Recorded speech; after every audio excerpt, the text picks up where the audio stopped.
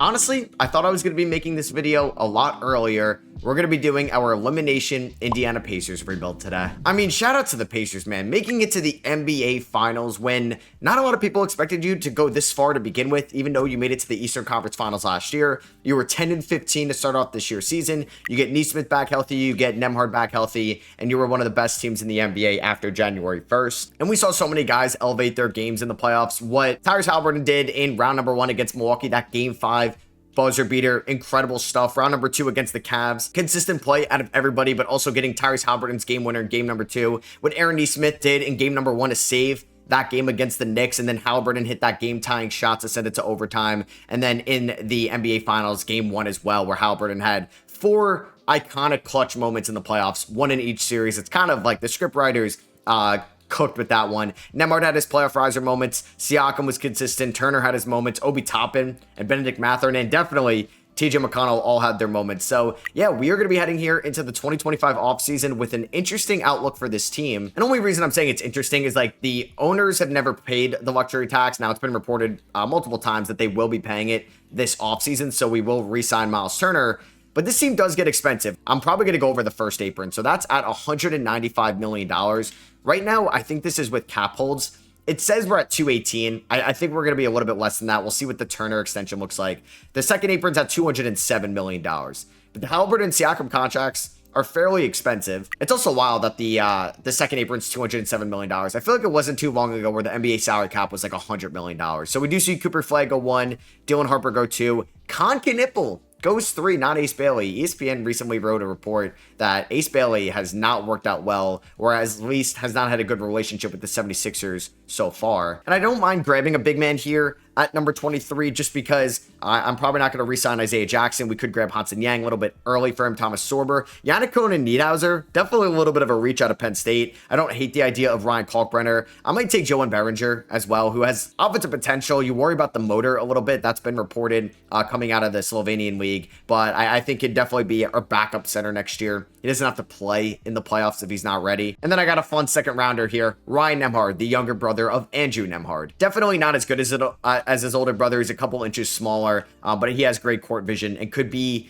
maybe the backup point guard when TJ McConnell is maybe moving on in his career. So yeah, I'm going to give Isaiah Jackson the qualifying offer, but that could end up being a trade asset. We'll see. Miles Turner does have 7 offers.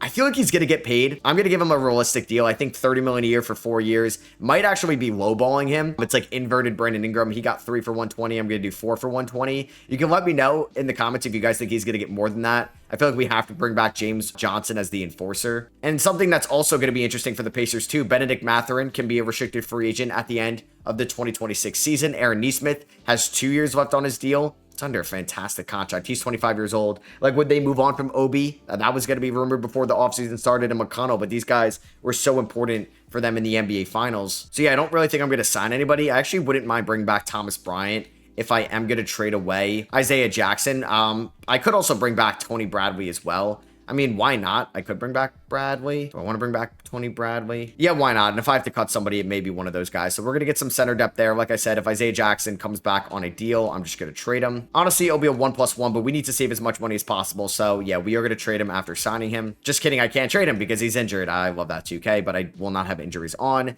And yeah, let's finish out free agency. Reggie Dennis will probably have to release him. McConnell starting to regress. I mean, he's 33 years old. He's a very small guard, but man, he plays with so much heart. He can finish inside exceptionally well for somebody at his size. He's smart around the rim. He's a great player. So Benedict Mathurin's extension is going to look fairly expensive. I don't think I'm going to touch that right now. Like, would they also move Jarris Walker? Would they move Ben Shepherd? I don't know. So I do have to release Dennis. I am going to release, I guess, one of my centers, either Bradley or Bryant. Bryant can space the floor a little bit better, so I will do that. And then I have to release one more guy. I like Johnny Furphy on this team. I don't want to release Nembhard, Ryan Nembhard. So is it going to be Jarris Walker? It's going to be, yeah, or excuse me, not Jarris Walker. It's going to be James Johnson, which maybe I'll pick him back up throughout the middle of the year after I move Isaiah Jackson. I just can't move him yet because he's hurt. All right, so I don't think Johnny Furphy is going to crack the rotation yet. Behringer is going to get, or Behringer is going to get 8 minutes a night. This is going to be the bench of Mathurin, Toppin, Walker, McConnell, and Behringer. I want Walker to play a decent amount this year. And then you got basically the starting 5 that's been throughout the playoffs. So Shepard, Nemhard, Furphy, and Bryant will not be cracking the rotation. Under Rick Carlisle, who I've been out on in the past, I thought he was very overrated. I know he did well in like that one mid-2010s run after the 2011 run, but man, no, he's proven me wrong, and he's gonna have, I think, a cemented legacy with the Indiana Pacers now. And we're gonna start off the year home against the Jazz, road against the Hornets. We actually lost by 1 to the Jazz. Halliburton had 25 and 13, and Halliburton has really elevated himself into a new tier. I know Game 5 wasn't great, but Halliburton was hurt, and I do feel like what he's done in the playoffs has just been on another planet. So, yeah, he dropped 29 here. Nesmith 26, Siakam 24. He's off to a solid start this year. Miles Turner, about 14.5 points, 8 rebounds. So let me actually check. What is our salary cap breakdown at? How are we at $214 million? Damn. Okay. Well, yeah, that is... Am I paying anybody that's not on the team? The Johnson, Tony Bradley, Dennis dead cap is about $5 million, so that could go a long way. So I'm technically in the second apron right now. I guess I could have ducked the second apron by not bringing in Isaiah Jackson. So yeah, I'm going to try to duck the second apron. I want to follow that along because I do think it provides a little bit of a wrinkle and a challenge in 2K. I mean, I doubt it's going to be a thing in 2K26, but as annoying as the second apron is in real life, it does provide a fun challenge in 2K if you're trying to duck the second apron and you want to be maybe over the first apron, but you realize there's going to be some limitations in doing so. And we're at the trade deadline with a 33 and 18 record. So we are the 2 seed in the Eastern Conference. I do believe that like sports books have them with the 3rd best odds out of the East. It's like the Cavs have the best odds to win it all next year in the East. Knicks number 2, Pacers number 3, which is fairly interesting. Because I think the Pacers, I don't know if they're going to be like a 1 seed in the regular season. Like this year, they ended up as the 4 seed, but it does feel like with how open the East is, are they going to be built enough for the regular season? I think so. I mean, they were great in the regular season, like I said in the second half, in the beginning of the video, but you're going to have the Magic, who may be a little bit hungrier just because they haven't really proven that they're a top seed in the East, so they might just be better throughout the regular season. The Cavs are probably going to be a juggernaut in the East. The Celtics, the Knicks, well, TBD on the Celtics, but the Knicks can be competitive still. We'll see, right? And then you have the Sixers, who should be better. You have, I feel like I'm forgetting a team. We'll see about Miami. And then, like, you have Atlanta and those teams as well. So, yeah, we're at the deadline here. I want to trade away Isaiah Jackson just to free up some money because I don't need him on the team. So, I'm basically going to Chris Paul and then release Chris Paul now. Usman Jang, I need to just dump his money. So, I'm going to trade him to Brooklyn. Do I have to take back Tyrese Martin? Okay, I guess I have to take back some type of player. Can I take back Reese Beekman? Give me Reese Beekman in 2 seconds. Bang. Okay, so I'm going to release Reese Beekman.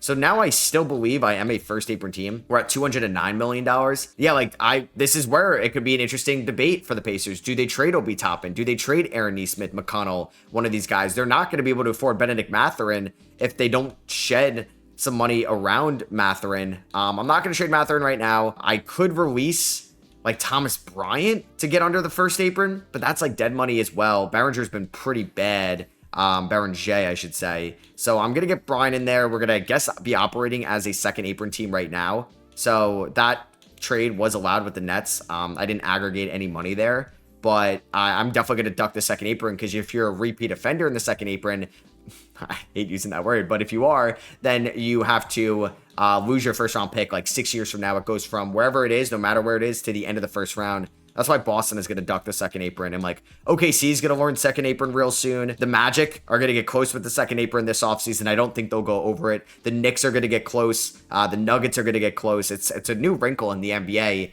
and it makes it very challenged to build good teams for a long time. We thought Boston last year was going to have a dynasty maybe. And yeah, they didn't win it all this year. I mean, there was the Kristaps injury stuff going on. Drew was banged up. And they blew two historic games to the Knicks. Like, who does that with their reputation? But they did. Malik Monk, ooh, pretty good in Sacramento, 6th man of the year. And yeah, I just think that like with the second apron, who's going to really test it? Because not only are you going to have like limitations, roster building, like you can't use a mid-level, biannual, you can't aggregate money in a trade, you could lose your first round pick down the line. You also are paying a hefty tax bill, which some of these small markets are not going to do. The Thunder will not do it. Their owner has never shown that they will. Cheap owners, like the Nuggets owner, Stan Kroenke, not want to do it. And ownership does help a lot with team building. If you have a rich owner, like maybe Steve Ballmer, it does work out. So Halliburton was incredible this year. Yet again, all-NBA second team. We don't get a Miles Turner on an all-defensive team, and we're definitely not going to Baron J on an all-rookie team. The Knicks got the 1 seed, Pistons got the 2 seed, so we ended up as the 3 seed here. Aaron Nesmith ended up shooting 36% from three, 40% from the field. Not what you want to see. All right, so here we are in the playoffs where the Pacers have relied on depth in the past. Like Bryant, yeah, he's going to get like 8 minutes tonight. McConnell, 13. Walker, I mean, he can provide some 3 and D. I just like think Toppin and Walker, if Walker could be what he can be, they're a little redundant when you do have to make these tough changes. I actually am going to start Mathurin over Neesmith. But if Neesmith does shoot the ball better, he'll get up there. 32 to Turner. We'll go 35 Siakam. 38 to Halliburton. But like, who gets, I don't know, maybe McConnell? 13 is fine. Maybe I end up going 17 to those guys, 20 to Neesmith for now. We'll do 29 to Mathurin, something like that. We're taking on Brooklyn. Oh, Isaiah Jackson revenge series. They picked up Jeremiah Fears in the draft. They signed Julius Randle. We do win game number 1 by 40 points. Andrew Nembhard, playoff riser. We all know this. Halliburton, 1 of 11 from 3. Not great, but we do end up winning by 40. But then we lose by 21 in game 2. Siakam at 32. 13 assists for Halliburton. 4 of 19 from the field. Oh, Halliburton is 1 of 24 from 3 to start off the playoffs. What is going on? We do end up winning game 3, 116-107. Halliburton goes 2 of 5 from 3. That's something to keep an eye on. Like, yeah, Halliburton is shooting 10% from 3 in the playoffs. And we lose game 4 by 9. Cam Thomas drops 38. Siakam, 23. Halliburton, 4 of 7 from 3. We do win game 5. Benedict Mathurin at 20 points in 29 minutes. Are they going to force a game 6? They do. Oh my God, they blew us out by 38. I mean, we lose. We're going backwards. I mean, like, the goal for the Pacers is to win the NBA Finals, given how close they were in 2024 and 2025. Losing in round 1 to the Nets would be very embarrassing. Wow. Wow, wow, wow. You would definitely see some pressure from the front office or the fan base if we just lost in round number 1 to a much inferior Nets team. Now, 2K does like the Nets in the sim for whatever reason. But, yeah. What do we do this offseason? There was a thing floated around like the Pacers could go after Kevin Durant. This was before the playoffs started. After they made it to the NBA Finals, like, why do they need to do that? But do we now pivot to like a big number 1 option? Because Halliburton sometimes can be a little passive. Siakam, I feel like, doesn't have that next level. Like, he's always going to be a guy you could trust to get 18 to 23 points a night. But can he get in that 30 points a night in the playoffs? Probably not at this point of his career. LeBron and Chris Paul heads to the Hall of Fame. And if I'm really going to try to stay under the second apron, this is also just another challenge that we have right now. So the 2026 draft, we don't own our first round pick. That's going to the Pelicans. That was sent to the Raptors originally in the Siakam trade, then sent to New Orleans in the Ingram trade. So we do have to give the Pelicans our 25th pick. I don't have a first. And something I should have done in the beginning of the video, I'm actually going to get my first round pick back at 25 for Joe M. Behringer. We're going to give the Pelicans, our first round pick. We're going to give the Pelicans, our first round pick from 2025 at 23 for our first round pick back in 2026. You're really going to say no to this? I'll give you 1 second. Do I want to give you a second? Yeah, I will. All right, there we go. Yeah, I totally knew this was going to happen before that deal went down. And that also would save money against the Pacers in the 2026 or against the apron in the offseason. So now we're at $187 million. So that's about $8 million below the first apron, which is fine, but you have a massive free agent in Benedict Mathurin, who could get paid a ton of money. AJ DeBanza goes to the Heat at number 1. Boozer to the Thunder at 2. Peterson to the Nuggets at 3. And I'm going to go back-to-back drafts, drafting a center. I'm going to take Malachi Moreno here with the 25th overall pick. All right, so yeah, DeBanza goes to the East, but Boozer and Peterson to the West. Moreno, we're going to pick up that deal. Walker, Shepard, and Nembhard, I will pick up these options right now. But yeah, we're going to have to get a little creative this offseason, or do I make a major change and realize, okay, we're kind of going backwards a little bit with some of this core. Aaron Neesmith has 1 year left. I love TJ McConnell, but I just wonder if he's worth $11 million at this point. Right now, we are getting close to after the team options, we're basically $1 million below the second apron. And I'm actually going to make this trade with the Oklahoma City Thunder, the team that played the Pacers in the NBA Finals. I'm sending them TJ McConnell and Obi Toppin for Nikola Topic and a 2029 first round pick. This is going to save us about $20 million against the second apron, and we're going to get a future first round pick down the line. So Topic is going to be the backup point guard next year. I don't think I'm going to play Ryan Nembhard those minutes. So now this actually allows us to bring back Benedict Mathurin. I just have to make sure he signs for less than $22 million a year, because if not, I would have to move somebody else. Maybe we can front load that. He wants around 30. I think that can go down throughout the course of free agency. Just kidding. He got a deal from the Bulls.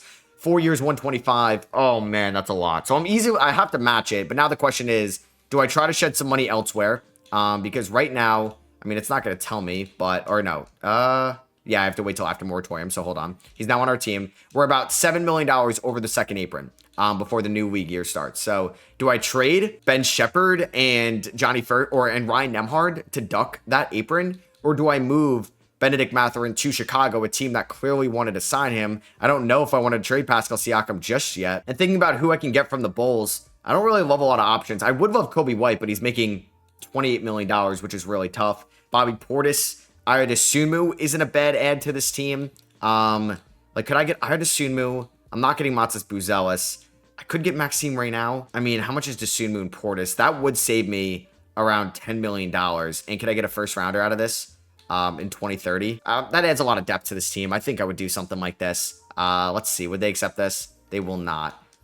I just don't want to be a second apron team, but I feel like Mathurin is a huge get for us. All right, I'm going to see if the Lakers will do this trade. I'm going to get Dalton Connect, so not as good of a three-point shooter as Aaron Nesmith, but honestly, they're similar in age. I think we can kind of replace him a little bit. Trading Ben Shepherd will stink a little bit as well, but we are going to free up around $12 million with this deal, and if I can get a first-round pick, bang, there we go. So we did accumulate some draft capital this offseason, swap best with the Jazz in 2028, and then we also got that Nuggets pick in 2029.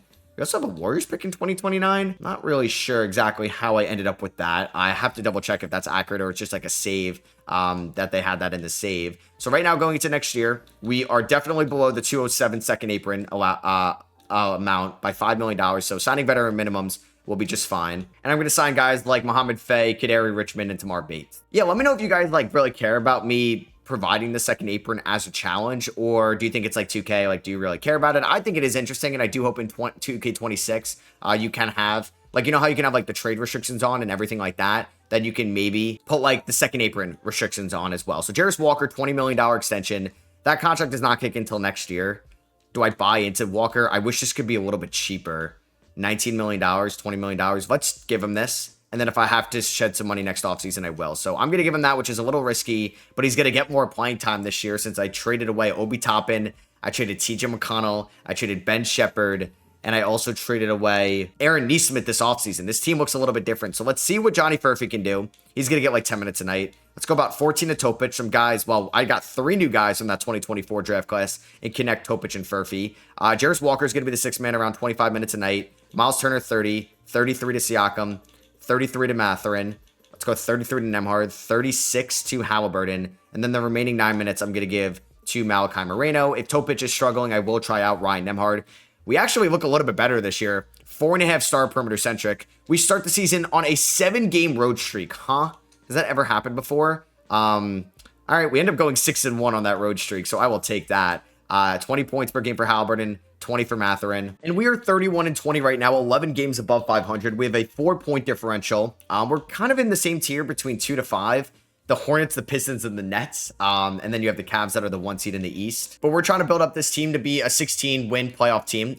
We don't really care about the regular season seeding too much. I'm not scared of the Cavs. And Jarris Walker is showing that he's going to be under a nice contract going forward. And does the emergence of Jarris Walker make Siakam expendable in the offseason, who's going to be an expiring deal? I don't know. We'll cross that bridge when we get there. Miles Turner shooting 42% from the field, 6.4 rebounds as a big man hurts a little bit. Connect has been a sharp shooter, which is good. Topic has been very solid as a backup point guard. Furphy shooting 42% from 3, and there's Moreno. So yeah, second round picks matter a lot when you care about the second apron. And I've had fun. I've had a fun time in this rebuild so far, trying to avoid it. And Wemby wins MVP. AJ advances your rookie of the year. Jaden Ivey, he signed the minimum.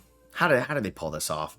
Yep. Well, I don't think he'll be back in Cleveland next year. Why can I never sign Jaden Ivey for the minimum? Why is it always these other teams? Does Halliburton get on an All-NBA team? He does. All-NBA third team, 45, 36, 90 splits. Miles Turner, also another guy we could have a conversation with in the offseason. But hey, let's see if we can get revenge against the Nets. We're the 4 seed going up against the 5 seed. Last year, it was 3v6. Mathurin played 35 minutes a night. The efficiency was pretty good. 47, 39, 88 splits, 62% true shooting. Still just 24 years old. So how do I want to adjust this playoff rotation? I think Moreno can get around 7 minutes a night. Furphy, honestly, he shot 37 from 3, but it's him and Connect redundant. I'm going to go 8 to Furphy, kind of like our new Ben Shepherd.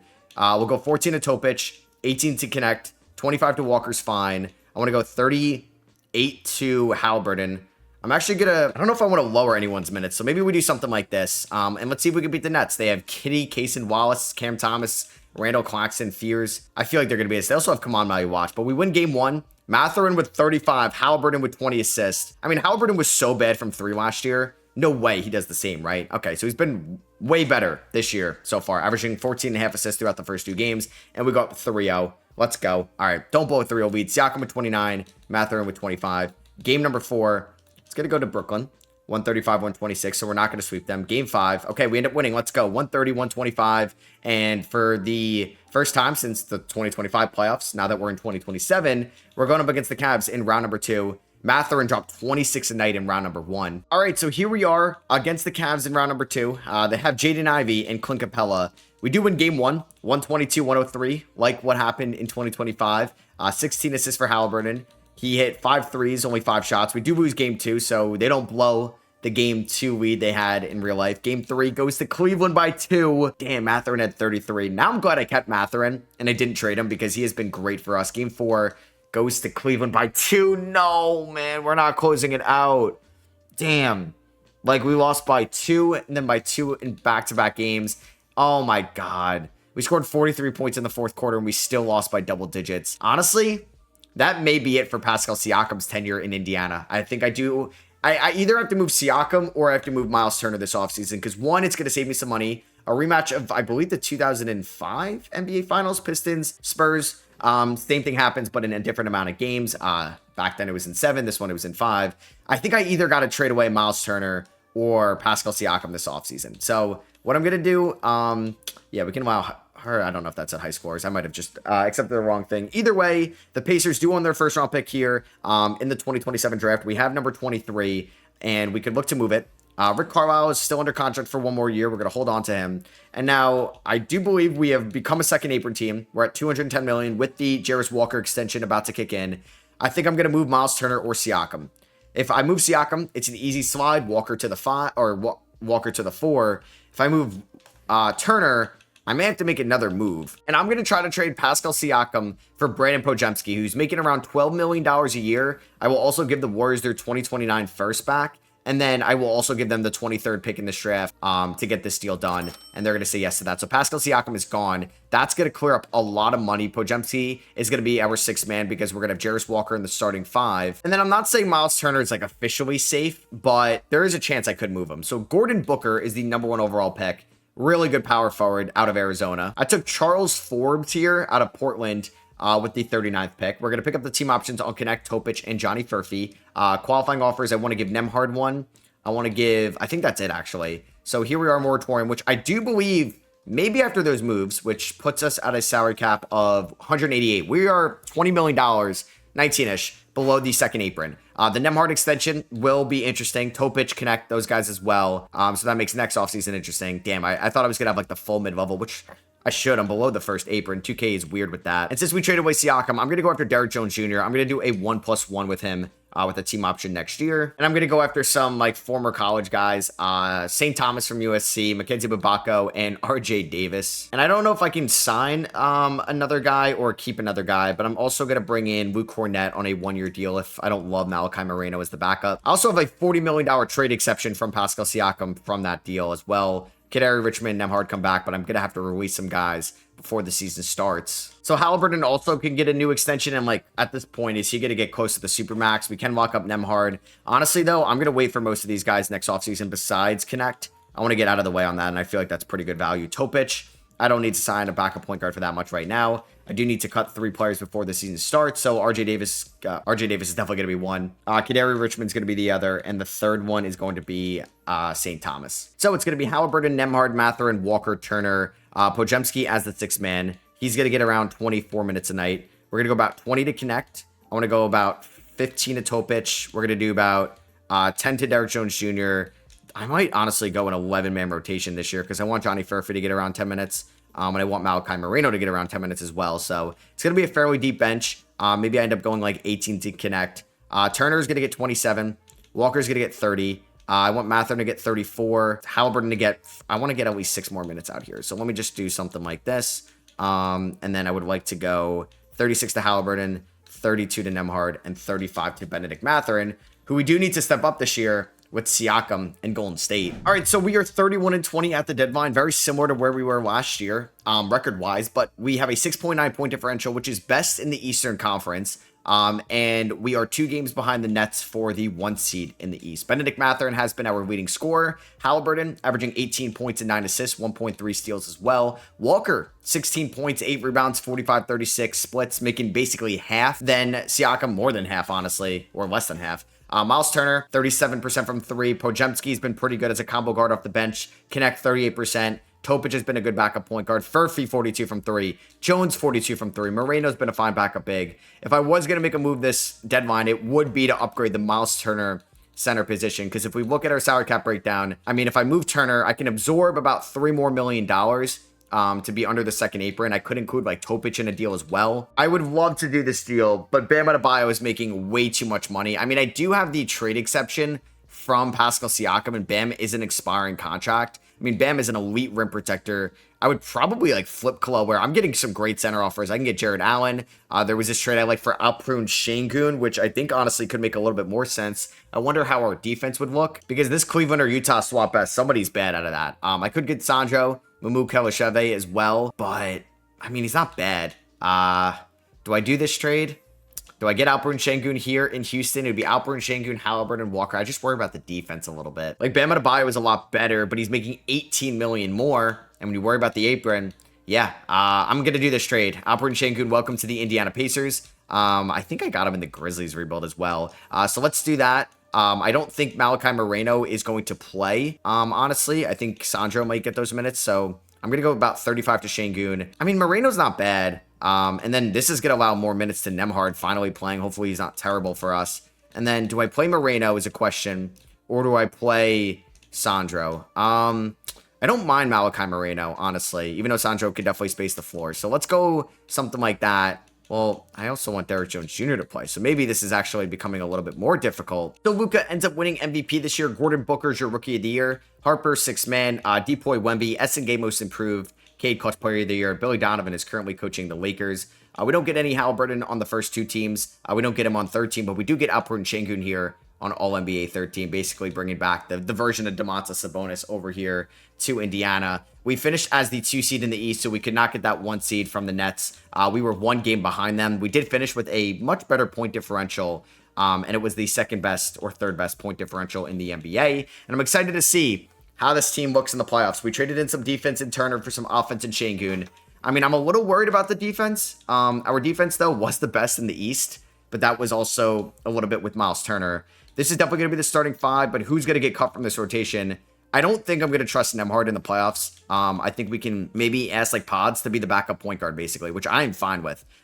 So we're going to start off with the 10-man rotation. It's going to look something like this. I want Şengün 35 a night is good. Let's go 37 to Halliburton, 36 to Mathurin, 30 to Walker, 32 to Nembhard. Let's beat the Cavs in round 1. They beat us last year. Şengün with 33. Game 2 goes to the Pacers. We won by 3. And Şengün is off to a great start here in the playoffs. Game 3 does go to Cleveland. They won by 12. 48-8 for Garland. That's definitely something. Oh, they also drafted Kareem Lopez. They have Ben Simmons there as well, and they tie it up. Can I avoid Cleveland? Please, Game 5. Okay, thank God. They won 2 in a row. We won Game 5. Are we going to a Game 6? Or, excuse me, Game 7? Yes, we are. Garland is averaging 34 against us in the playoffs. Winner takes on the Charlotte Hornets. Please win at home. Don't do this to me. Please, please win this. Oh my God, you choked the third quarter. Okay, thank God we got off to a good start in the fourth. Thank God we had this fourth quarter. We outscored them 47-18 in the fourth. We won by 27. Mathurin with 35. Şengün with 32. And Halliburton with 22 and 15. All right, so we're taking on the Charlotte Hornets here in round number 2. They drafted Ace Bailey, Nate Ament. It's a good team. They got Will Riley, not Will Hardy. And they won Game 1. I was going to say their bench isn't great, but they won Game 1.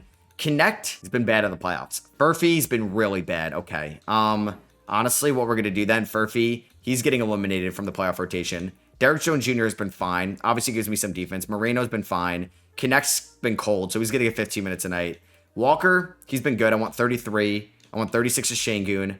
I want 37 to Mathurin, 35 to Nembhard. We're going to go 41 to Halliburton. Game 2 goes to Charlotte by 6. So they won by 5 and by 6. These are games we could win, and we go down 3-0. We lose by 7. 5, 6, and 7. Oh, man, that sucks. And we win Game 5 by 4. 35 for Şengün. Gentleman's sweep. Gentleman's sweep. We lost by 13. All right. That sucks. Mathurin was pretty good. Connect just forgot how to shoot in the playoffs. Nets and Spurs in the finals, and the Spurs won again. They won in 6 with Wemby being your finals MVP. Kawhi was on that team as well, which is kind of fitting. So he ended up retiring as a Spur. I also saw that Rick Carlisle retired, so he's no longer here coaching in the league. And what pick did I give Houston for Alperen Şengün? I gave them pick 5. All right, so that was a good pick. All right, I offered some pretty good head coaches some jobs, and I didn't get Kerr and Nurse, but I got Ime Udoka and JJ Redick. I'm thinking about like reuniting Udoka and Şengün, but I think I'm going to bring in JJ Redick, who has a good relationship with Tyrese Halliburton. I ended up drafting Willis Dawkins, a point guard from San Francisco, here at 26. Jacob Ferguson, a forward from Hawaii, at 38. And Jake Hardaway, a forward from UMass, at 59. Derrick Jones Jr., I'm going to decline the team option. Moreno, pick it up. Sandro, I'm going to pick it up. Forbes, I'm going to pick it up as well, but there's a chance I may have to move one of those guys. I will offer these guys qualifying offers for now. Nembhard is a free agent. I'm probably not going to be able to afford Furphy on that type of deal. So I'm going to bring back Andrew Nembhard in a 4-year deal worth $92 million. So if we look at our salary cap breakdown right now, we're at 214. So I'm going to be in the second apron again by $7 million. Therefore, I would have to trade away like Dalton Connect, or I could have, traded out my first round pick. Like Dawkins is here and he's not even going to play. So I'm actually going to make an in-division trade. I'm going to trade Dawkins, Forbes, who is pick 39, and a second for some first from Milwaukee that we may see, we may not, but that is going to actually get us close to under the second apron. We're basically at the second apron right now. So we will duck it. Nembhard and M'Baku come back. Basically, I'm going to say I ducked it there because I let Johnny Furphy walk. We'll see how good this team can do this year, but it is tough building out this roster. All right, so it's going to be the same starting 5, Pods, Connect, Moreno, Sandro, and Nembhard throughout the regular season under JJ Redick. All right, so Cooper Flagg wins MVP. Mitch Howard is your rookie of the year, who's the 14th overall pick by the Clippers. Harper, 6-man. Wemby, Depoy. Jason Kidd ended up getting coach of the year. Darren Peterson, All-NBA first team playing with Jokic. That's pretty sick. Şengün, All-NBA third team. 45, 31, 74 splits. I don't know how I feel about that. We ended up as the 2 seed, so we can't capture that 1 seed. We go 51 and 31. The 76ers were pretty good. They were 2 games better than us. Halliburton in about 34 minutes a night, 18 points, 9 assists. Mathurin was our leading scorer yet again. There's Alperen Şengün, who I wish scored a little bit more. And yeah, Sandro was pretty bad this year. So for the playoff rotation, Nembhard was better. So he is going to get some playoff minutes. He's going to get around 8 a night. We'll go 15 to Moreno, 20 to Connect. Please shoot the ball well in the playoffs. There's Pods, 24 a night. We're going to go 35 to Şengün, 33 to Walker, 33 to Nembhard, 36 to Mathurin, 36 to Halliburton for now. Don't lose to the Pistons in round 1, although this is a good defensive team around Cade. And we are going to win in 7. God damn it, man. We won by 3 in game 7. I have no faith that we're going to win it all. I really don't. Şengün was pretty good. We're taking on the Cavs in round number 2.